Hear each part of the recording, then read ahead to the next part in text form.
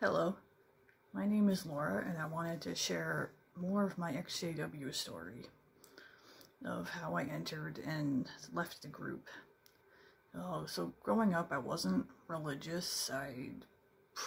No religious beliefs set in place. I'd only been to church a handful of times in my life so far, and I was in my last year of high school. I was a very shy, quiet, lonely growing up as a kid, and I was bullied in elementary school. And my family was typical of a lot. We had a Bible on the bookshelf collecting dust. I never went to church, never talked about religion in the house, and I grew up celebrating holidays. My favorite from a young age has always been Christmas. So, when I was in my last year of high school, an elderly Jehovah's Witness started knocking on my door.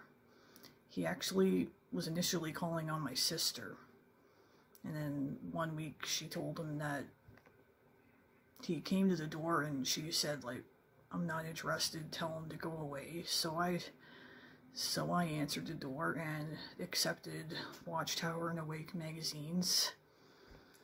And then one day on a visit, when he came by, he had a middle-aged woman with him. And she was friendly, and she offered me a Bible study. And it's embarrassing to admit it, but I remember thinking to myself, well, I don't really know anything about the Bible, so how can I say no? So I accepted the Bible study. And looking back, I think I was pretty gullible. No, I think I was just a perfect target. And I mean, I was lonely, depressed, not a lot of friends. I was looking for a sense of belonging. And because I had no religious convictions prior, it was easier for them to ultimately insert false doctrine and mislead me. So when I studied, it all seemed to make sense. I never had a lot of issue with much of it. I did find it a little weird that they would push their New World Translation Bible over others. But one thing I do remember after studying the knowledge book, I decided to get baptized. I studied for about 2.5 years total. I studied the book right after that, and I can't remember the name of it offhand. It came after the knowledge book, and I believed it was the truth for the most part, but you know what, very deep down, although I kind of knew I was getting baptized more for a sense of community than really a love for God. Not that I didn't love him and wanted to serve him. Now, I was a happy, pleasant JW for many years. I was never that super spiritual gung-ho type, but, you know, I wouldn't talk about it constantly, and I never desired to become a regular pioneer. And I never wanted to join a foreign language or, move to serve where the need was greater. And so I just wrote notes to help me remember.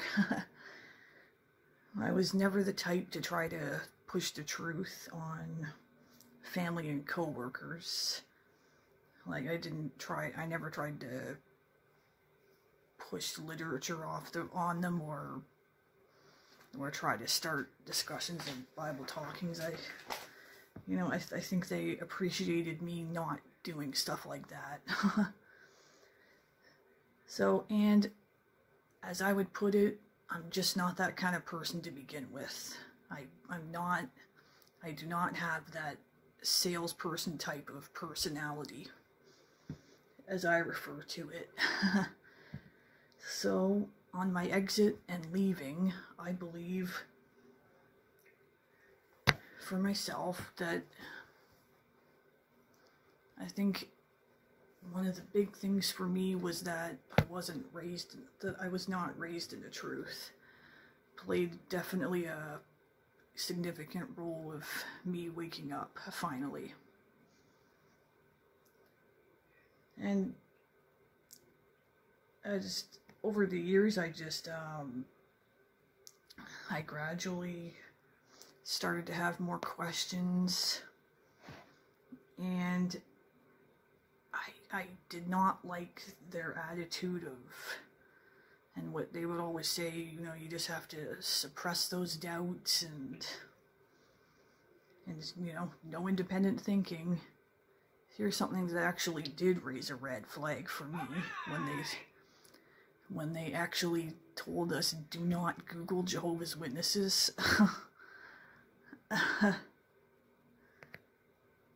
I saw things in the Kingdom Hall that seemed unchristian-like, but I just tried to, imperfect men. And another big key role to helping me finally wake up, though, the bigger one was, watching the XJW videos and looking up info about Jehovah's Witnesses. I googled them and I quickly found jwfacts.com. You know what? I just couldn't ignore it any longer. It didn't seem right to me to ignore the other side of the argument. But you know what? The XJW videos really were a blessing.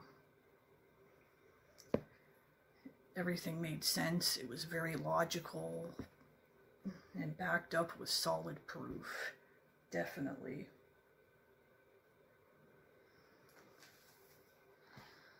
A few of the topics that really helped me to wake up were the Watchtower's involvement with the UN. That 607 BCE is incorrect. And that also destroys that they're teaching that the end started in 1914.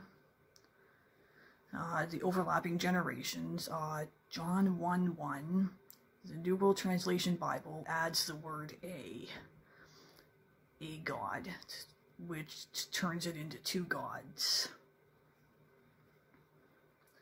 And that Watchtower is a doomsday cult, essentially. They're always pushing Armageddon, fear-mongering. The end, it's right around the corner, it's right around the corner, it's right around the corner. And you're gonna die at Armageddon if you don't do this, and if you don't do that. That never ends. And just also learning about things in, like, cognitive dissonance, the BITE model, and the critical thinking skills, and the true definition of what a cult. Because what a Jehovah's Witness would tell you a cult is, that's not the true definition of a cult. So after learning these things and researching, one thing just became abundantly clear, that a few things. Jehovah's Witnesses do not have the truth. They're promoting and teaching a false gospel. They're using a grossly inaccurate Bible translation that even certain Bible scholars have said it's one of the worst translations out there. And I am more convinced now than ever that the truth is not the truth.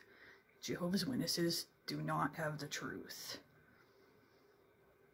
And I'm just making these videos because I want to put my voice out there in the XJW community. I want to add my voice to it. So thank you for watching my video. Like and subscribe if you want to. I will be making more videos. And I hope you guys all have a good week. And I'll see you again soon. Thanks. Bye.